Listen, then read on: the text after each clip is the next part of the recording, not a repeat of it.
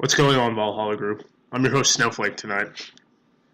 Tonight we have Mr. Jonathan Rieth. He's one of the founding members of GRM, serving as a volunteer medic overseas in Iraq and Kurdistan.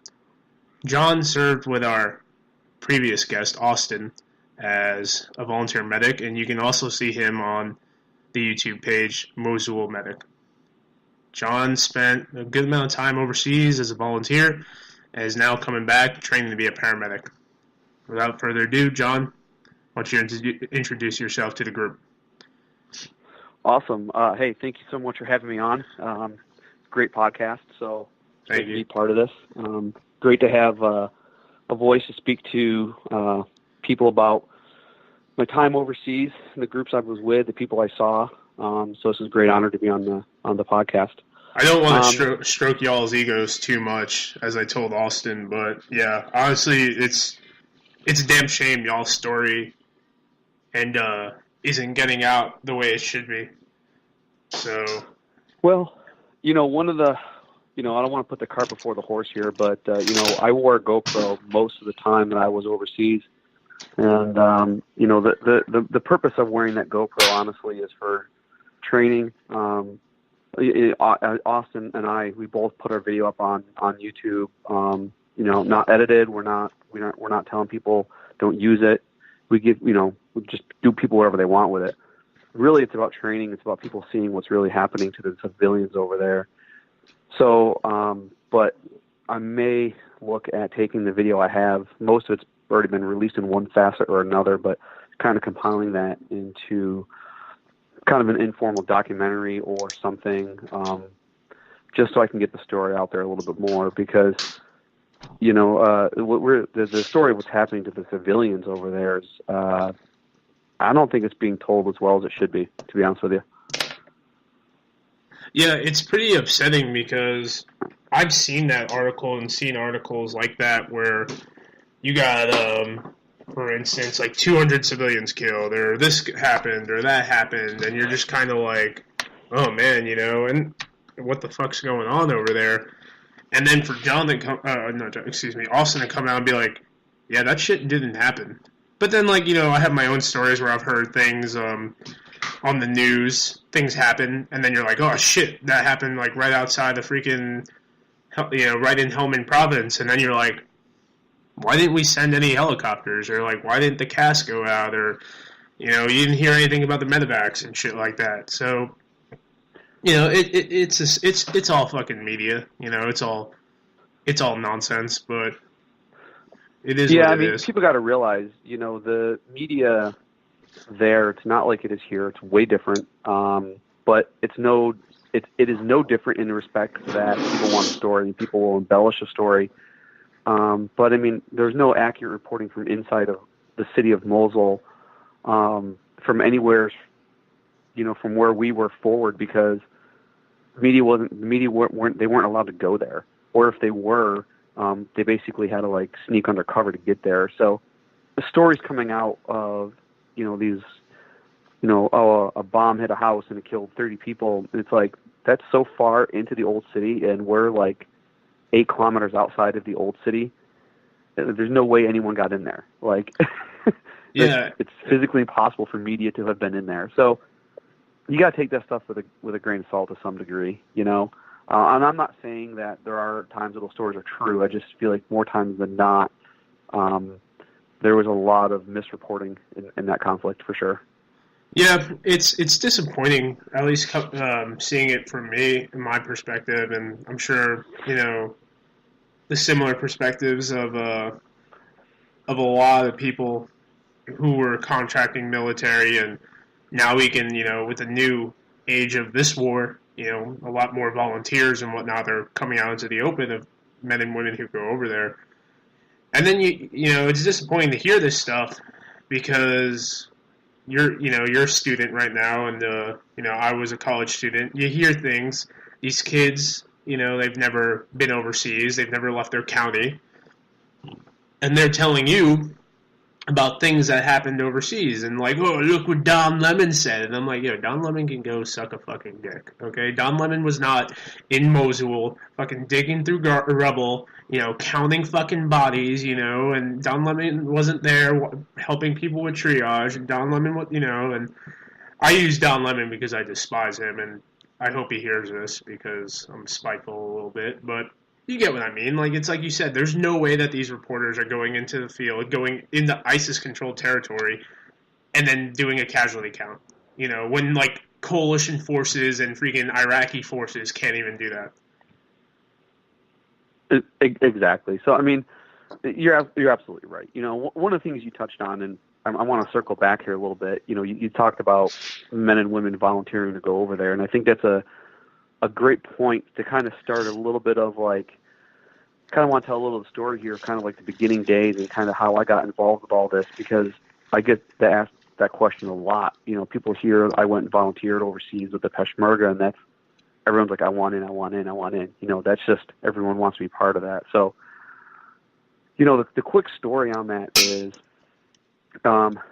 you're watching this stuff unfold on the news, like we all were. I'm watching this stuff happening, and that point hits where you're just like, I want to do something. I need to do something.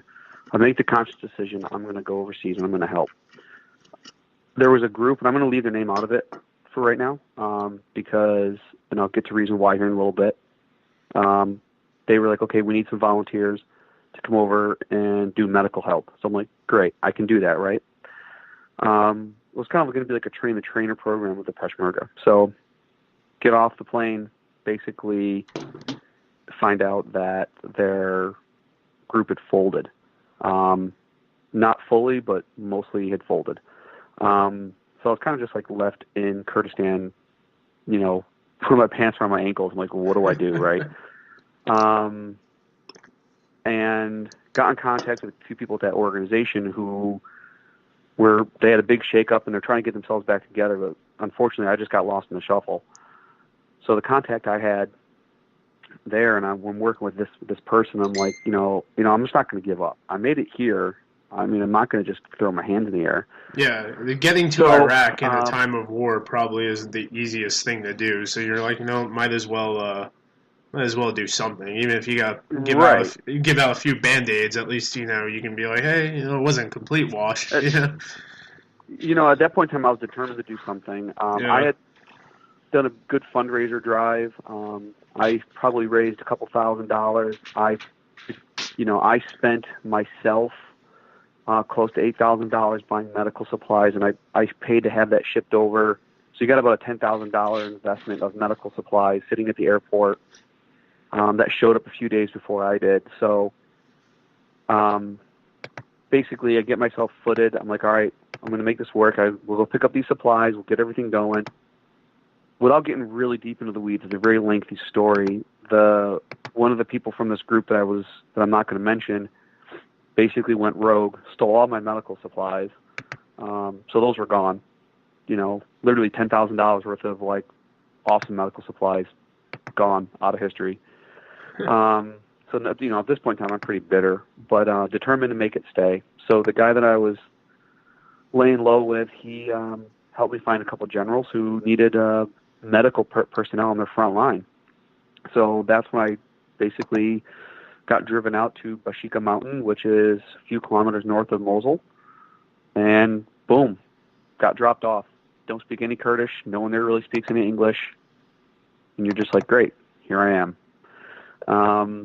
And from there, I was like, all right, he's got like a however many kilometer long front line with really no medical personnel except for me. So, trying to make that work. So that's what I did. I tried to make it work the best I could. Just try to get myself established the best I could in every way I knew how. And it worked. And then slowly over time, and this is the expedited version of the story, but met a couple journalists who spoke English that were hanging around that front line a lot. So kind of befriended them, and of course we all helping each other. And then we had a lot of influx of refugees coming from Mosul, coming up this Bashika Mountain. And, I'm providing just baseline medical care, mostly just treating for dehydration, things like that. One night in particular, we had about 200 families come across, and we were just going at it for a good 10 solid hours. Then the whole course of the night, just bringing these families up and over the mountain. Occasional random, machine gun fire from Daesh down in the fields and stuff, and then at the end of the night, I'm walking back. I am just drenched with sweat. I'm absolutely exhausted, and I see these two Americans standing there, and I'm thinking, great. Two special forces, these two asshats are here to bring me another one, or like I'm in trouble. They're CIA or something, right? Because they just look like textbook contractors. So we start talking, and they're really cool dudes, right? And I'm like, okay. So I'm like, what are you guys doing here? And I'm like, oh, we just started an NGO, and we live in Erbil, and we actually wanted to come to the front lines and start doing some medical training and stuff. And I'm like, wait, you guys aren't like CIA or something? They're like, no, we're just like regular dudes. I'm like, oh, cool. Let's be friends then. So that's when I met Pete and Derek. And, that's, we can, a lot of these stories can get really in depth, man, but I'm just giving you the really short version. But, so we decided to pool resources. So Pete, Derek, and I decided to pool resources, and we just start training Peshmerga right there on Peshmerga Mountain because, every so many kilometers they had like an outpost. And so we just run up and down the front line training. And it was great. We had really great success. A couple of times the coalition came out and saw what we were doing, and they were like, wow, this is phenomenal training.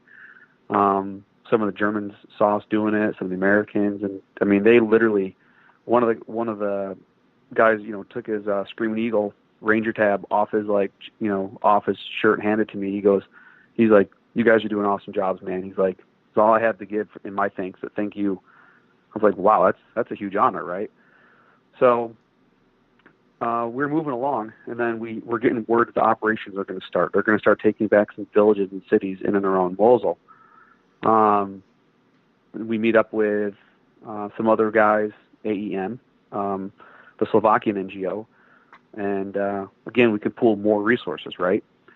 So they come out to Peshmerga and help us do some training up there, and then the operations start. And then all of us as kind of one unit, we start moving through some of these operations, some of these villages, Bartella, Guer, some of the names of the villages, as we're moving forward with the Peshmerga taking back these villages and towns, providing medical support. And we're really successful. And we're doing really good work. And, the word's getting back to the general that we were initially with up at Peshmerga Mountain that, thank you for sending all these extra medics. These guys are great. They're saving lives. And it was a really great time. We learned a lot. Hey, we did a lot of these things great. We need to improve on it even more. Hey, we got these things really wrong. And we could talk all day long on just that subject alone on kind of what we've got right and got wrong. But, of course, the big ones were money. You have to buy supplies. You need money to rent trucks. You need money for fuel and food, and those things are always going to be there. So money's always going to be there at some capacity. Supplies, logistics, and then manpower. So from there, not too long after, there was a little bit of a break. Derek, Pete, and I broke off from AEM, and that's when we kind of started GRM. One of the reasons that we started GRM is we saw, kind of talking what you talked about earlier briefly about this influx of people coming over, was there was this massive influx of these NGOs and people coming over that they want to do this help.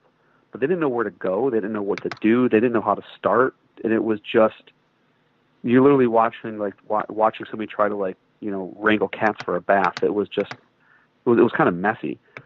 So the idea was that GRM was going to kind of help be this kind of go-to organization. Because we had really good communications with the coalition, with the WHO, with the Peshmerga, and we're making our contacts now with the Iraqi army, and all these other NGOs are coming in and they're trying to make all these same connections. And we're playing this nasty game of telephone. So the idea was that GRM was going to be kind of like this linchpin. We can kind of help direct people and kind of keep the chatter down to a minimum. And we did a pretty good job of that. But it was probably something that, we probably should have been a much larger organization to really combat it, do it like at a much bigger scale, but we still managed to do it as well as we did. And then, again, I'm giving you the really fast version of this, but so and then from there we said, okay, we still want to do medical treatment, but we still need personnel. We still need to do all these things. So then we started bulking up on people, on our volunteers. We partnered with other groups to help secure some money from the WHO so we could buy some supplies and maintain operations because we knew we were going to be part of the offensive to retake the city of Mosul. We knew that we were going to be one of the main groups doing that frontline triage. When that time came for East Mosul, GRM was one of the only groups in East Mosul. AEM, I believe, was the only other one doing any triage whatsoever in the entire east side of Mosul. And that's when the media really picked up really big on what we were doing over there. And that's when it got kind of really blew up. And that's when the media coverage started getting real wild about these foreigners, these Americans and Europeans working for free in the city of Mosul, treating civilians and the army. And that's when we had this massive influx. I'm talking just every charitable organization you can think of came out of the woodwork. And I'm not kidding, man. I mean, we saw Mennonites over there. Like, I'm not exaggerating. We literally saw Mennonites come walking by one day, and I'm like, we're in Mosul, and you're like, wait a minute, did Amish people just walk by us? Isn't that and I'm like, what makes it hilarious though? Like, just makes going overseas and just, I don't know, the whole experience, doesn't that kind of add like, I don't know, the human factor maybe to it? Because, no secret, if you watch any of these videos, it's some pretty traumatic stuff, from civilians to soldiers and Iraqi soldiers and then kids, and then all of a sudden there you go, just some Amish bros just fucking chilling. How garbed up were they? Like, how Amish garbed up were they? Dude, they were literally like you just went to the middle of Pennsylvania, plucked them up from a field, and dropped them right into Iraq. Dude, these dudes were the opposite of tactical. I'm used to seeing dudes with like molly straps in their beards and like being like, tactical, like 5'11" poster child. And these dudes, there's like Jebediah and Jacob and Zachary with clothes they made themselves, and you're just like, dude, this is amazing. Yeah, it blows my mind that you're here. That's cool shit. If that doesn't make you want to go overseas, just to like, maybe not for the experience, maybe for like, validation of a man card, I think that's probably the most attractive thing that anyone has ever told me. If the recruiter told me when I went to the recruiting office when I was like 17, be like, hey man, you can go to the Middle East and see fucking Amish people performing triage, I'd be like, yo, sign me the fuck up right now. I'd be like, that alone, that story. Because, the thing is yeah, you told me that, and now our listeners hear that. But you fucking saw that shit, man. That's probably something. That's probably what, if you don't take anything away from this, remember, while you're all talking a fucking hardcore, like, yeah, I would go volunteer over in Iraq, Amish motherfuckers who use CD Walkmans as like a form of like high-end technology went over and were performing triage. I'm stuck on that. So, I'm sorry. Dude, it blew my mind. We saw them on the west side of the city. So there was a lull in the fighting between the east and the west side of the city. And just to be clear, like during this whole time, I mean, I wasn't in Iraq this entire timeline. I would go for like 4 months, 5 months, then I came home for a few weeks. Then I went back for like 40 days, and I came home for like a couple weeks. I went back for 30 days. Because I had to come home and make money.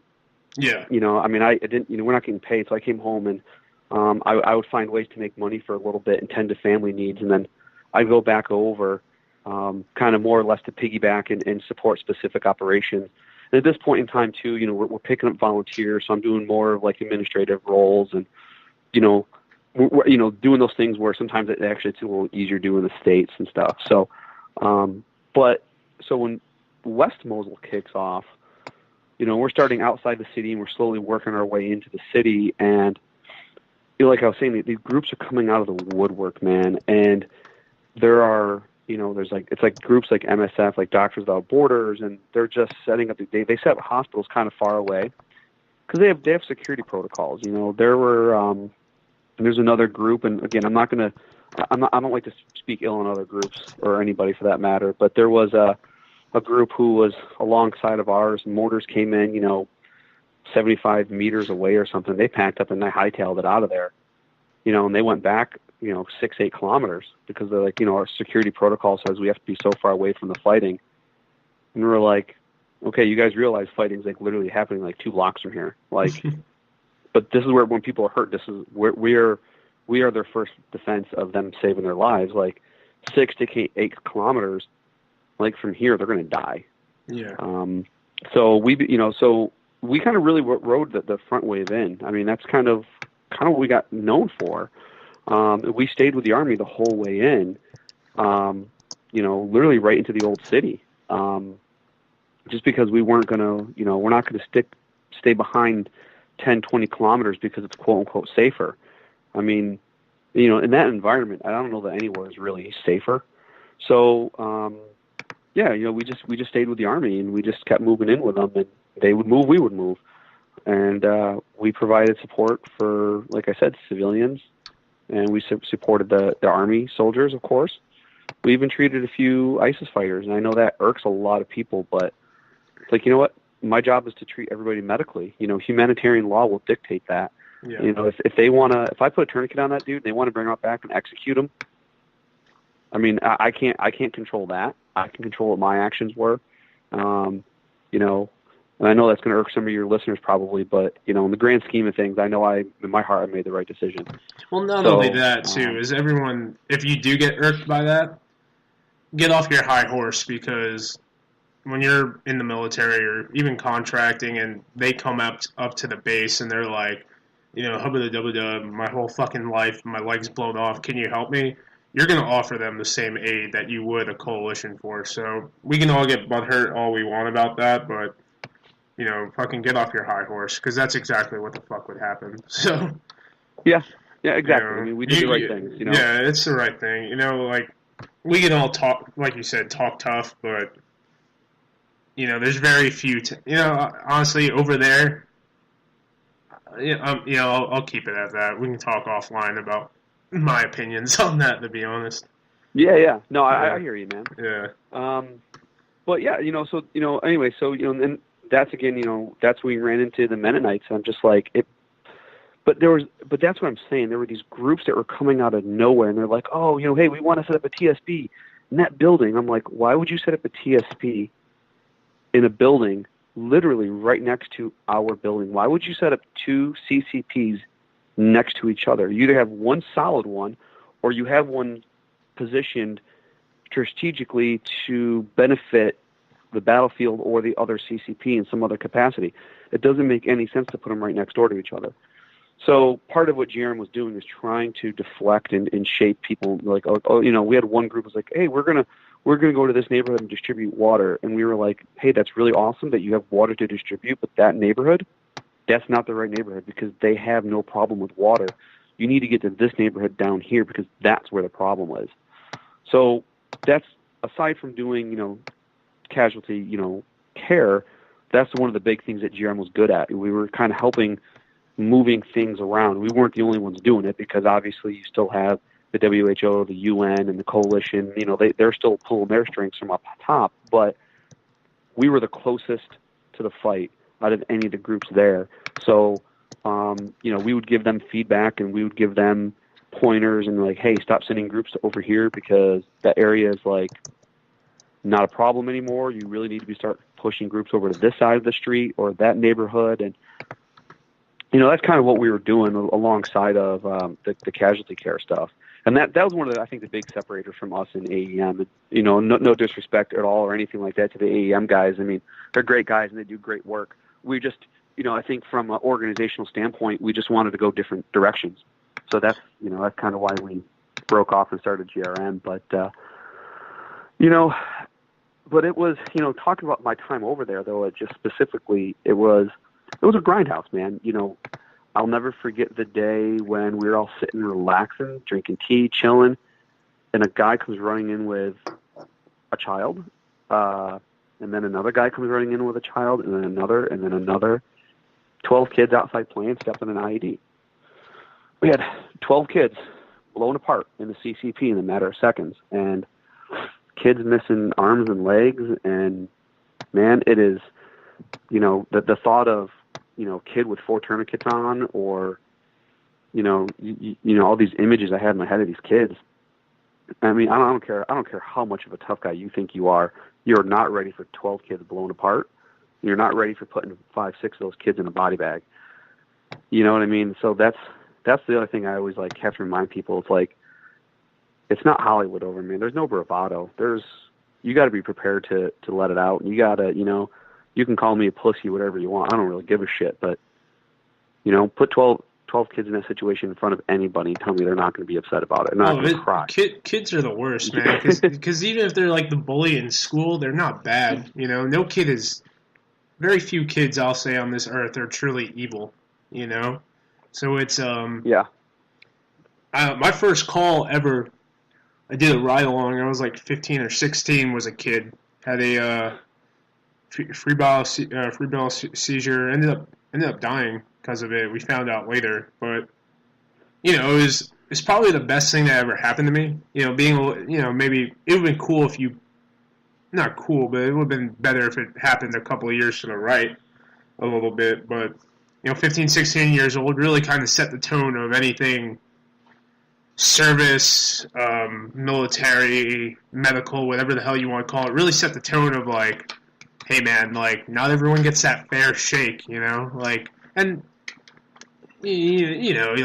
people who it's different when you're actually there. You have to do something. Like we had a friend of ours, young girl died of cancer, but, as cold as it is to say, like, there was nothing I could have done, for her. Like, I wasn't a doctor, I wasn't a chemotherapist, whatever the fuck it is. It's different when you have a say in it a little bit, So... It is, and that's, it is really different. I mean, you're absolutely right. And, and kids are the worst. I mean, we had a lot of injured kids, countless injured kids. And, but, you do this, it doesn't take very long before your instincts and everything just kick right in, and you do your job, and sometimes you do your job for 2 or 3 days straight, and then it just hits you, man, and everyone just, it gets real quiet around the camp, man. Everyone gets real quiet for a couple of days because everyone just needs that little bit of time, and we all handle it differently, But yeah, I mean, it was a grindhouse, though. I mean, every day, this just a steady stream of civilians and Army, of course gunshots, but, IEDs, explosions, blast injuries, burns, crushing injuries, I mean, broken bones and everything. I mean, you name it. I mean, every injury you could probably think of, I saw in a really short, window of time. And, part of what made me say, at the time, I was like, wow, as an advanced EMT, I can manage a lot of this. But then I was thinking, man, as a paramedic, how much better could I have managed these patients? Or, could I have given them a little bit better, at least, level of comfort on the way to the hospital or something? So that was kind of really my springboard for jumping into the paramedic role. But, even as an advanced EMT, though, I'm really confident in the care that I gave because, a lot of it was just stopping the bleed and getting them going. Sometimes that's all we had to do for stabilization was just stopping the bleeding. Austin and I talked about that last time. He said that, I was like, yeah, man, now that you're in the States and you're actually working as a States, because, he was pretty much fresh off the boat as far as skills-wise and whatnot, got his cert, came back, went back over. And I was like, man, now that you actually have to, do your, patient assessments and your medical assessments and doing the detective work of being a first responder, EMT, whatever level between EMT and paramedic, how is that treating you, Because now it's for me, it's like, you have a gunshot wound. Okay, where's it at? Okay, we put a tourniquet, put some dressing on it, bandage him up, treat for shock. Your leg is blown off? Okay, same thing, fucking trauma is easy, Because essentially, with trauma, in my opinion, and maybe this isn't popular, is that you're already going against the grain, especially in a war zone. So everything you can do to help this guy out is a bonus, especially if he's got multiple injuries and whatnot. So it's like it's terrible to say it, but like there's really nothing to lose with trauma, especially combat trauma, combat medicine. Because essentially it's just like keep them alive. You know, you mess something up, yeah, with a medical assessment, this guy's dead. It's your fault. Like, it is your fault. Well, that's, you know, one of the favorite things. It's on video. The problem is the video quality is really, really crappy, but it is on video. Was if you ever told me prior to this date that it's possible to ever do one-handed CPR on a person, I would say flat out, you're full of shit. But man, dude, that's on video, man. I'll make sure Austin gets it out on the channel. Yeah. So this kid comes in, and honestly, at this point in time, I really don't remember what his injury was. We didn't treat him for an injury. He came in, his leg was already wrapped up, but the kid was like circling the drain. And I remember we were trying to get him, we were giving him the BVM. We wanted to actually throw in a king tube down him. We're ventilating the guy. Young, I mean, when I say kid, he's probably, 12, 15 years old, 100 pounds, probably not even that, probably like 90 pounds. Mm-hmm. So he's a little person, But so we're in the back of the ambulance, and Austin's like, I'm like, I don't feel anything, man. I'm like, we got to call it. And Austin looks at me, and he's like, no, man, I'm telling you, there's something there. I'm feeling something, whatever. I'm like, fine, whatever. You got to remember, running an ambulance, not like the U.S. These are like vans. They have nothing in them. I mean, when I say nothing, there's nothing in them. Okay, you mean I'd be better off in the back of a pickup truck, to be honest with you. So there's nothing in these vans. Austin's ventilating, and I'm holding myself kind of up with one hand because we're driving so fast over all these bumps and missing like giant holes in the ground. So it's like the worst driving condition you can imagine being in an ambulance. And so on my other hand, I'm just doing compressions on this kid's chest as fast, hard as I can with one hand. And a couple times I'm tired. I'm stopping. I'm like, Austin, there's nothing. He's like, dude, I'm telling you, you have to just keep going. So Austin just like kept encouraging me to go. So we keep going. We get to the coalition, and they're not there. Like, coalition was like sleeping or something. So, I mean, I'm exaggerating, but they just weren't. They're usually there to meet us, and they weren't. So we dropped the kid down on the ground, and I kind of straddle him, and I start going two-handed CPR because Austin's like, just don't stop. And I'm like, all right, man, like, you're seeing something I don't see, whatever. And then next thing you know, we get rosked. The kid starts trying to puke up his king tube. And I'm like, I pause for a second because I've never gotten rosked on CPR before to begin with. And I didn't know what to do. For a fraction of a second, I didn't know what to do because I thought this kid's been dead for the last 3 minutes. So I deflate the cuffs and I pull the king tube out. And the coalition guys still aren't there, and Austin opens the door to their, basically surgery bay, and it's open. I'm like, fuck it, bring him in.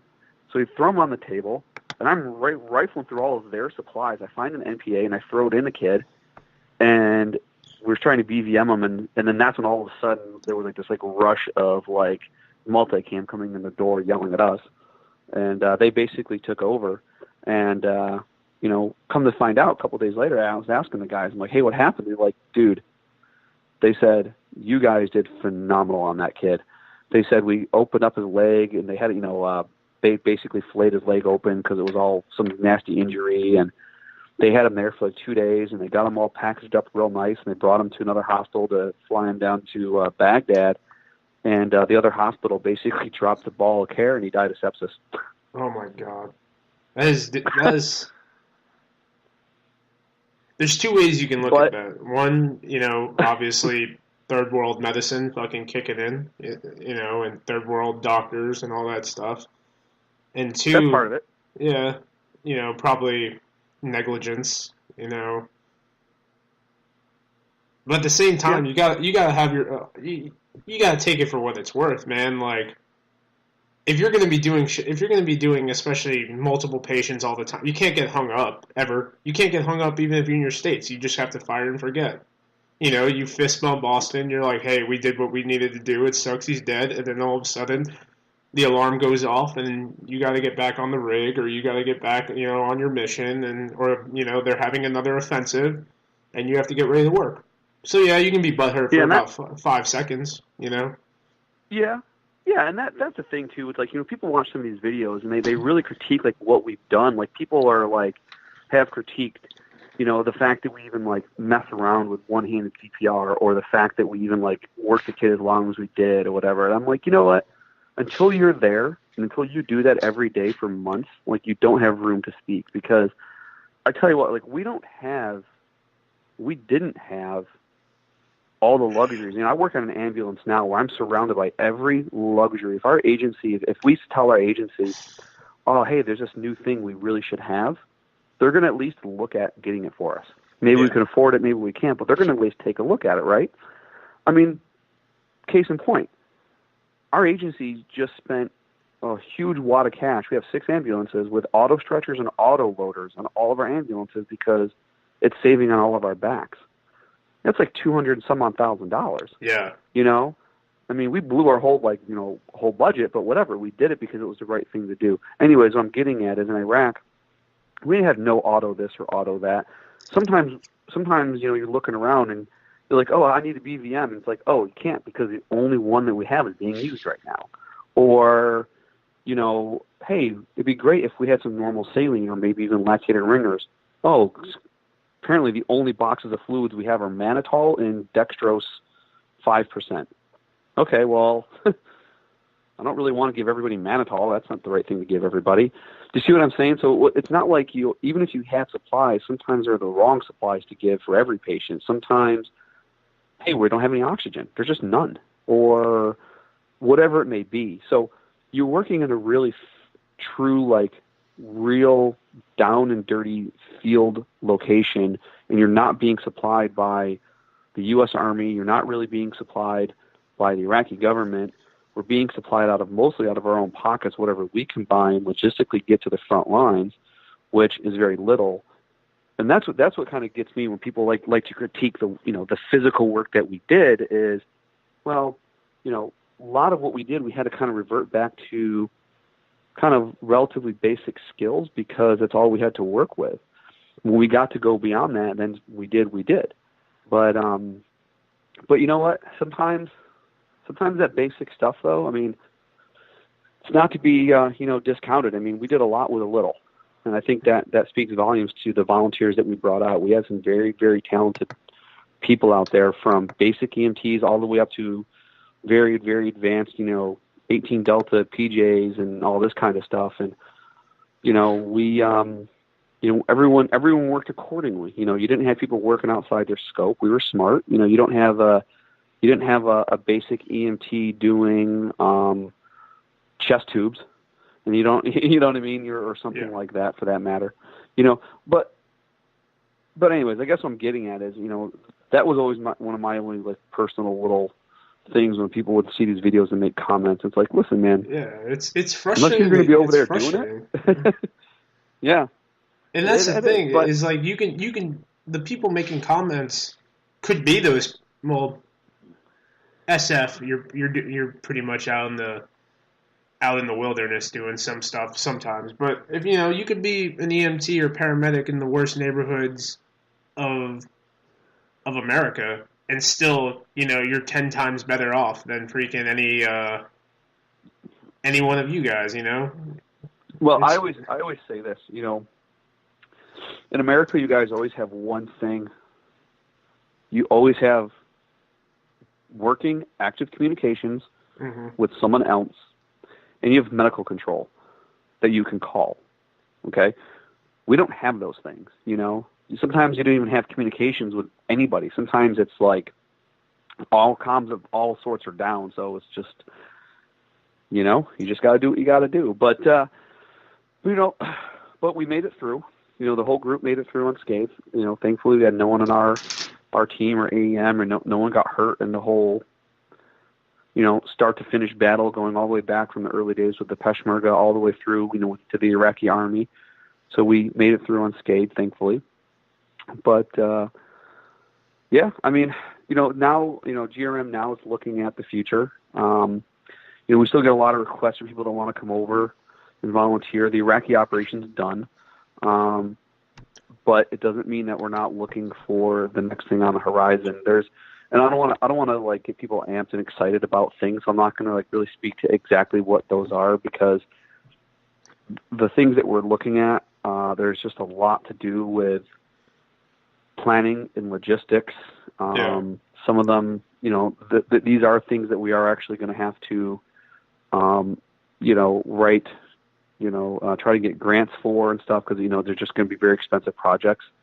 And, expensive isn't because people are going to get paid. It's expensive because, to work in countries, you have to have permits. You have to file your NGOs. You have to rent trucks. You have to have fuel. You have to have some sort of base of operations somewhere, which means you're probably renting a house or an apartment or something. I mean, you have to have.